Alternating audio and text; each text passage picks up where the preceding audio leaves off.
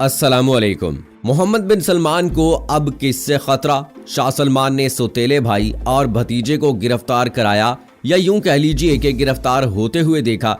लेकिन अब आगे शाही महल में हालात क्या रुख ले रहे हैं, इसी हवाले से आज की वीडियो में बात करेंगे। दोस्तों, 6 मार्च को सऊदी अरब से बाहर बैनुल-अक़वामी मीडिया में गर्दिश करती खबर के मुताबिक शाह सलमान के भाई शहजादा अहमद बिन अब्दुल अजीज को बादशाह के भतीजे शहजादा मोहम्मद बिन नाइफ, साबिक वली-अहद शहजादा और वजीर दाखिला के साथ हिरासत में ले लिया गया था। मीडिया में गर्दिश करने वाली इस खबर के मुताबिक इन पर गद्दारी का इल्जाम था। शहजादा अहमद के बेटे नाइफ बिन अहमद और प्रिंस मोहम्मद के सौतेले भाई शहजादा नवाफ को भी गिरफ्तार किया गया था। सऊदी हुकूमत और सऊदी मीडिया की खामोशी के दरमियान बादशाह की सेहत और इसके नतीजे में आने वाली जानशीनी के बारे में अफवाहें गर्दिश करना शुरू हो गईं। सऊदी हुकूमत ने बिलाखिर 8 मार्च को यूरुग्वे और यूक्रेन में मौजूद सऊदी सफीरों के साथ शाह सलमान की मुलाकात की तस्वीर वाली खबर के साथ सोशल मीडिया पर और खबरों में ये मामला खत्म कर दिया। वली-अहद शहजादा मोहम्मद बिन सलमान, जो MBS के नाम से जाने जाते हैं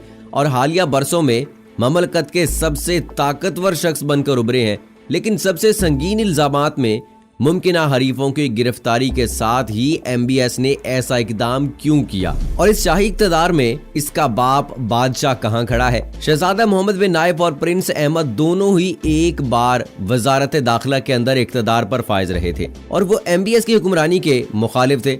2017 में शहजादा मोहम्मद बिन नाइफ को वली-अहद शहजादा के तौर पर हटा दिया गया और इसके फौरन बाद ही उन्हें सऊदी मीडिया के इजलासों में और MBS को इक़्तिदार संभालने पर मुबारकबाद देते हुए दिखाया गया, जिसे सऊदी सरकारी न्यूज एजेंसी ने बैत का एक फेल करार दिया। लेकिन प्रिंस अहमद ने तकर्री के बाद से ही MBS को अपनी बैत और बैत का हलफ नहीं दिया है। दोस्तों, 1960 की दहाई में शाह फैसल के जमाने से बादशाह और इसके बुजुर्ग सौतेले भाइयों के दरमियान बादशाहत के हवाले से इक़्तिदार तकसीम हो चुका था और ये फैसला साजी इन एक मुत्तफिका मामले पर रहा है। बादशाह को अपने सौतेले भाइयों और इब्ने सऊद के तमाम बेटों में से सऊदी अरब के पहले बादशाह की हैसियत से मुंतखब किया गया। लेकिन जैसे जैसे शाही खानदान की नस्ल 2005 से 2015 के दरमियान आहिस्ता आहिस्ता दूर होती गई, उस वक्त ताकत का एक खला पैदा हुआ जिसने नए शहजादे MBS की मदद से नई नस्ल के कलीदी किरदार अदा करने के लिए रास्ता हमवार कर दिया।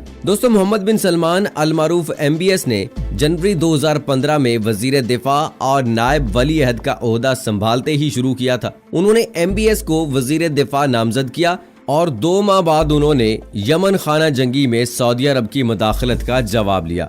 2 साल बाद MBS को वली-अहद शहजादा नामजद किया गया। उन्होंने माहिरीन की टीमें बनाकर जदीद सऊदी की तामीर का आगाज किया और अप्रैल 2016 को रोयत अल सऊदिया या विजन 2030 का ऐलान किया गया। इस पेशबीनी का कलीदी नुक्ता सऊदी मईशत में तनू था ताकि बकौल MBS मुल्की इक्तिसादियात तेल के हाथों यरगमाल न बनी रहे।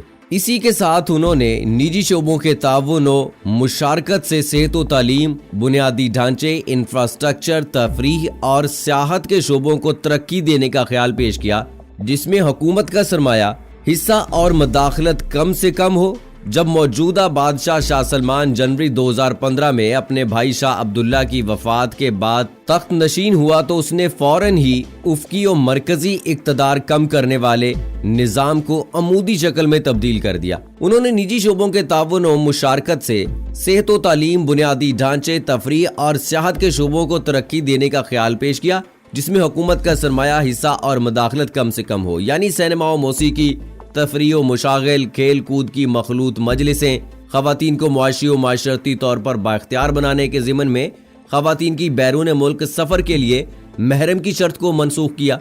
खवातीन के लिए बाहर निकलते वक्त अबाया पहनने की शर्त में नरमी की, लड़कों की निक्कर या फिर शॉर्ट्स पहनने की इजाज़त दी गई। गैर मुल्की मर्दों खवातीन के लिए होटल में कमरा बुक करते वक्त निकाह नामा दिखाने की शर्त के खात्मे पर उलमा के अलावा खुद खानदान सऊद में भी बेचैनी पाई जाती है। शाह सलमान ने इसके बाद इदारा जाती फ्यूजम कल्चर का खात्मा किया, जिसके जरिए मुख्तलिफ सीनियर शहजादे, इनके बढ़े हुए खानदानों और सरपरस्ती के नेटवर्कों ने रिवायती तौर पर मुख्तलिफ सरकारी इदारों को कंट्रोल किया। इस तरह के उहदों ने उन्हें रियासती बड़े पैमाने पर तकसीम करके वफादारी कायम करने का मौका फराहम किया था। शहजादा मोहम्मद को भी वजारत दाखिला के पावर अड्डे से बेघर कर दिया गया था। इंसदाद दहशतगर्दी और घरेलू इंटेलिजेंस को अपने दायरे से हटाने और उन्हें एक नई तंजीम रियासत सदारत बराए सदारत के तहत रखकर इस इदारे को बेबुनियाद बना दिया गया था, जो बादशाह को बराह रास्त इतला देता है।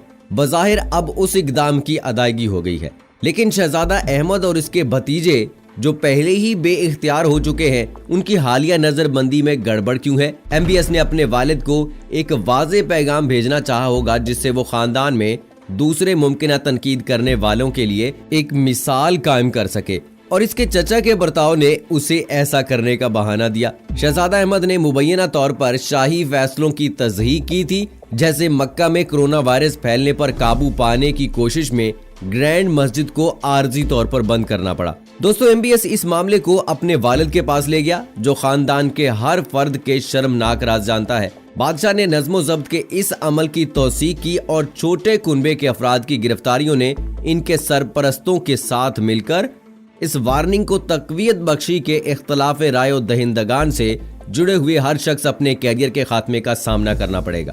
वली अहद शहजादा और बादशाह ने दीगर बुजुर्ग शाहों की हमायत हासिल करके और ख़ास तौर पर अपने बच्चों की, जिनमें से कुछ MBS की नई नस्ल में शामिल हैं, उनको इक़्तिदार के उहदों पर फाइज करके मजीद हिफाजती दस्ते बना रखे हैं। और इस सब को देखने के लिए रियाज में जज़ा और सज़ा के झंडे दोनों तरफ लहरा रहे हैं। तो दोस्तों, इसका मतलब ये नहीं है कि MBS ने तमाम चैलेंजेस को ख़त्म कर दिया। अभी वो इससे बहुत दूर है। वो पहले ही सऊदी अरब के VN 2030 के प्रोग्राम में मईशत को तनू बख्श बनाने और मुल्क को एक आलमी ताकत की हैसियत से फ़रोग़ देने के साथ साथ ममलकत को माशरती तौर पर आज़ाद करने के लिए इक़दामात करने के लिए एक सियासी और इक़्तिसादी जुआ खेल रहा था।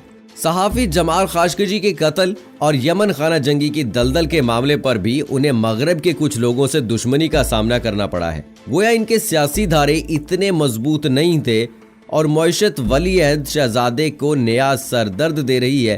कोरोना वायरस के असरात और आलमी मुआशी बदहाली ने तेल की कीमतों को पस्ती में धकेल दिया है। सूरत हाल को मुस्तहकम करने के लिए रूस की तरफ से सऊदी अरब ने पैदावार में कमी की पेशकश को मुस्तरद करने के बाद पेट्रोजनात पर अब ज्यादा हिस्सेस हासिल करने के लिए कीमतों की जंगबंदी का सामना कर रहा है। सऊदी अरब की पैदावारी सलाहियत और ज़खायर की वजह से रियाज, जिसने अपनी सप्लाई में तेजी से इजाफा किया है, उसने मास्को को पिछले पैर की तरफ धकेल दिया है और रूस ने सऊदियों को मुज़ाकरात की तजदीद की पेशकश की है, लेकिन तेल की कम कीमत से भी मार्केट में ज्यादा हिस्सेस होने से बादशाही को राहत नहीं मिलेगी। पहले ही रवा माली साल के बजट खसारे का सामना करना पड़ रहा है, जो 50 मिलियन अमरीकी डॉलर यानी तकरीबन 40 बिलियन डॉलर के करीब है। हो सकता है कि इन तेज चैलेंजेस के दरमियान गिरफ्तारियों में ताखीर हो सके, लेकिन MBS को नए जंगी महाज खोलने की आदत है, जबकि पिछले वाले भी अभी सरगर्म है। इसका ख्याल है कि चिंगारी को आग बनने से पहले ही बुझाना चाहिए। ताकत पर उसकी मजबूत गिरफ्त के बारे में अब कोई शक नहीं। एक ऐसी गिरफ्त जो बादशाह को तकवीयत बख्शती है, लेकिन वो कितनी तवील मुद्दत तक इस गिरफ्त को बरकरार रखेंगे, ये एक अलग मामला है। अभी तक आप कह सकते हैं कि जिस तरह से सऊदी हुक्मरानों के दरमियान ये जंग चली है, एक बगावत का सिलसिला चंद दिन पहले चला था, जिसमें कहा जा रहा था कि शायद मोहम्मद बिन सलमान को जो है वो कत्ल कर दिया गया है, उनको शहीद कर दिया गया है, या फिर कुछ ऐसी बातें कही जा रही थी कि उनको एक ऐसा मर्ज लाहक हो चुका है कि उनको 5 मिनट के बाद अपनी कही हुई बात जो है वो याद ही नहीं रहती है। लेकिन फिर सऊदीया की तरफ से जो है वो मीडिया में कुछ ऐसी तस्वीर दिखाई गई जिनसे कहा गया कि वो अभी हयात हैं, वो अभी जिंदा हैं। और ऐसी सूरत हाल में ही इसी बगावत की शशोपंज में जिस तरह से तेल की कीमतों के हवाले से बात की गई, तो सऊदी अरब ने इस बात का ऐलान किया है कि वो अपनी पैदावार को बढ़ाने का ऐलान करता है। जबकि अगर अमेरिका की बात की जाए तो अमेरिका को बड़ा शदीद इसमें नुकसान है, लेकिन सऊदी अरब ने यह ऐलान किया है कि वो अपनी पैदावार बढ़ाएगा, तेल की कीमतों में कमी होगी। इससे सऊदी अरब का इमेज एक तरफ तो बिल्ड होगा कि उनकी सरमायाकारी बढ़ जाएगी और इसके अलावा उनकी जो मईशत है वो मजबूत होगी, जबकि दूसरी जानिब अमेरिका की मईशत जो है वो तनज़्ज़ुली का शिकार होगी। और हम उम्मीद करते हैं कि इंशाअल्लाह मुसलमान ममालिक तरक्की करेंगे और ये कुफार लोग जो हैं नेस्तो नाबूद होकर रह जाएंगे। तो दोस्तों, इसी के साथ मुझे अगली वीडियो तक इजाज़त दीजिएगा। फी अमानिल्लाह।